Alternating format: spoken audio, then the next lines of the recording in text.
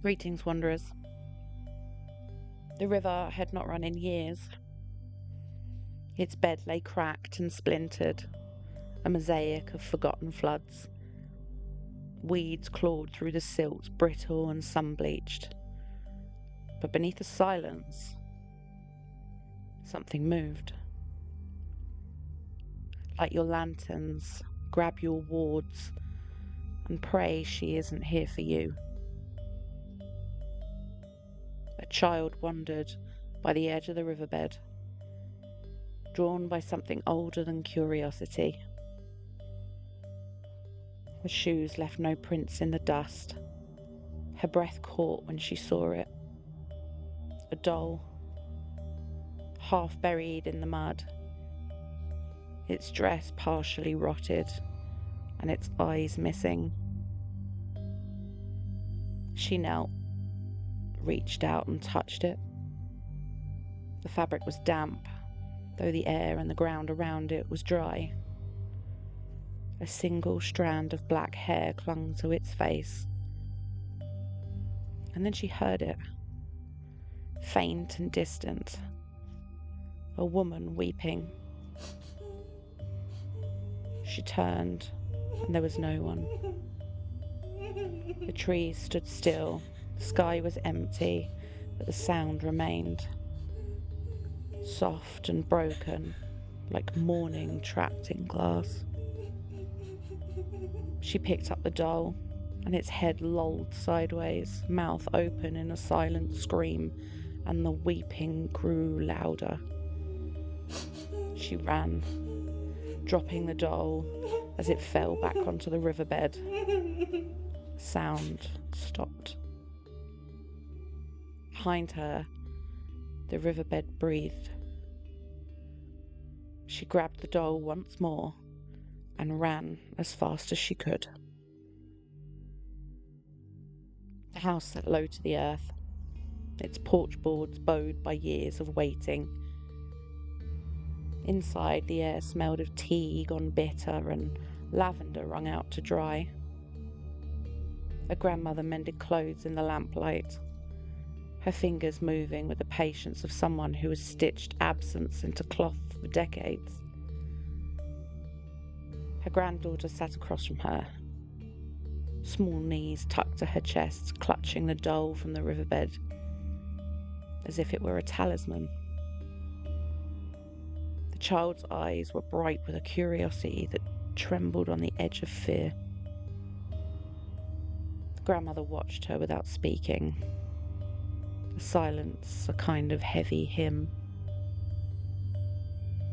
When she finally spoke, her voice was paper thin and precise, the words shaped by customs that remembered loss better than law. She did not offer the story as legend. She folded it into instruction, into a litany meant to keep the river's memory at bay. Do not go near the water, she said. Do not call to what cries. Her hands described the warning as she spoke.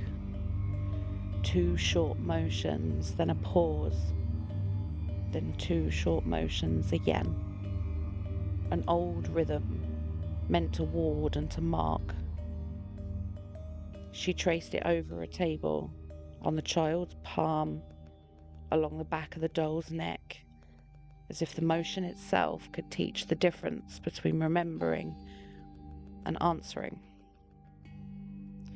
She told of nights when the river returned without rain, of mothers who wandered with hollowed eyes and mouths of mud, of children who woke with seaweed in their hair, though the sea lay an entire country away.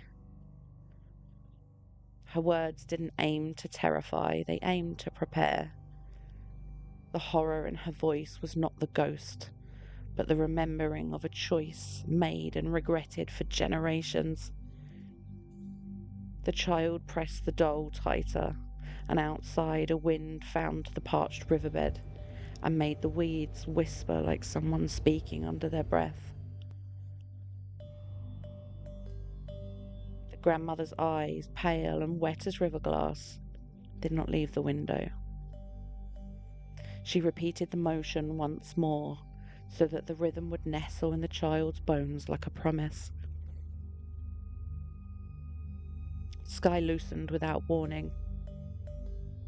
One moment, the stars were stubborn pinpricks, and the next, the air filled with a sound like cloth tearing. Rain came not like rain, but like memory returning, sudden and heavy, as if the sky had decided to remember water for the first time. The village woke to it. Doors opened on shoes that slipped in mud. Lamps were snuffed by the gusts. People moved with the clumsy clarity of those who roused from half-dreams, calling names into a world that answered only with the roar of water. She was a woman with small hands and a river of hair. She carried her children across the yard by the light of a lamp that trembled in her palm. The current took a knee at her gate and then rolled in without asking. It climbed the porch in a tongue of silt, and her shout dissolved into the weather.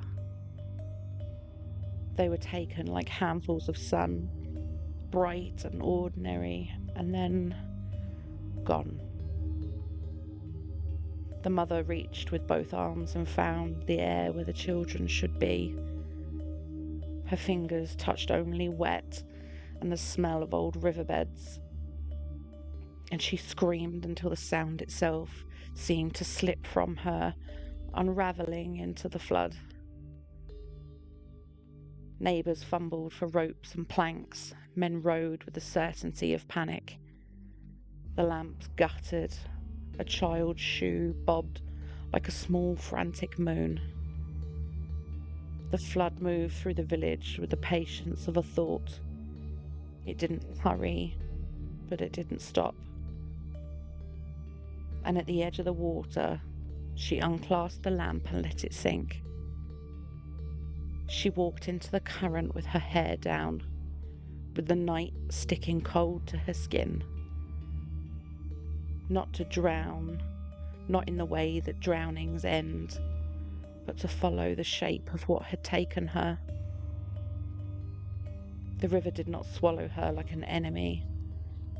It accepted her like a ledger setting a debt. When the storm eased, the village remembered only silence. Houses stood with doors open to the grey. Beds were rumpled. The lamp at the edge of the river was gone. Names were said in the morning like prayers that had failed. People learned to speak around the hole where grief had made the world smaller. They told then of a woman who kept walking. They said the water had given her legs that did not tire.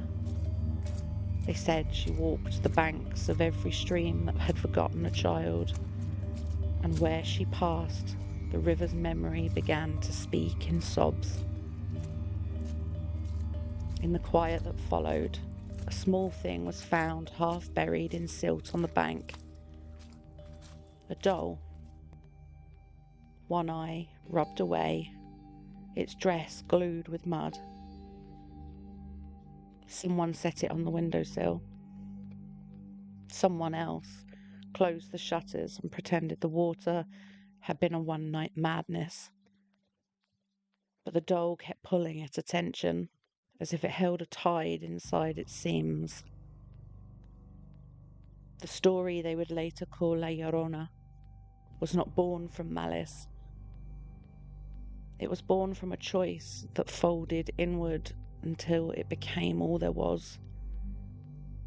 A mother who walked until the water took her name, and the voice that remained turned to weeping. The villagers learned to avoid the banks, not because of superstition, but because the sound of that weeping threaded itself into the bones of anyone who lingered too long.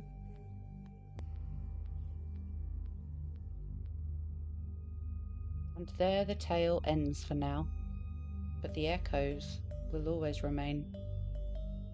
If you've enjoyed your stay here in my domain, leave your mark, a review, a whisper, a 5-star sigil.